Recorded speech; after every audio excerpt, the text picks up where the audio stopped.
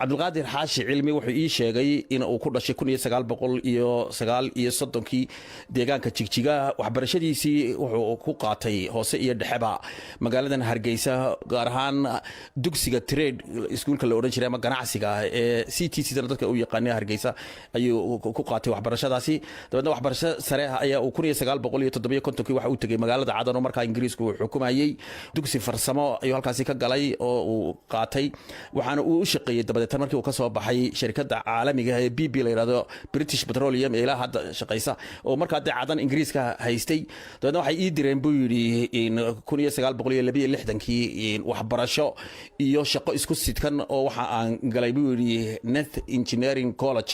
warshada safayn oo ku taala halkaasina waan ka shaqeynay buu yiri oo baartiman kaga shaqeynayay oo ay leedahay shirkadda BP dib ugu soo noqday Cadan markuu soo noqday shaqadiisii ayuu bilaabay warshadii safaynta petroolka in Cadan ku taalay ilaa 1968 halka joogay buu kadibna waxa aan u wareegay Kuwait oo markaa petrool iyadana laga helay 1986 ilaa iyo 2005 oo dalka uu ku soo noqday waxa uu ka shaqeynayay shirkadda caanka ah ee la yiraahdo Kuwait National Petroleum Company ayuu u shaqeynayay marka inahaasi waa taariikhdiisa iyaduna waxa taariikh uu ku leeyahay hotelkan Mansour Hotel magaalada Hargeysa hotelada ugu weyn markaa iyo Mansour Hotel markii dambe Burcay iyo Berberba ka sameeyay wuxuu ii sheegay markii taariikhdiisa qorayay in 6dii bishii 12 uu iibsaday dhulkan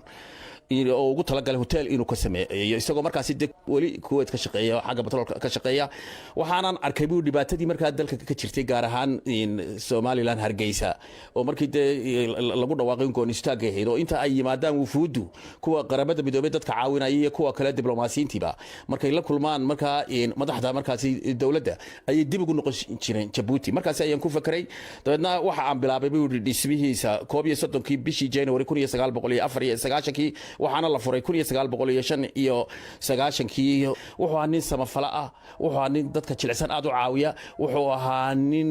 aad iyo aad uga warqaba dalka oo dal jecel wuxuu ahaa nin hal abuur oo wadiga arka sidoo uu abuurayay hoteeladan iyo gid iyo kolba inaan Hargeysa kale aan ku koobnaan marka tacsiiban u direena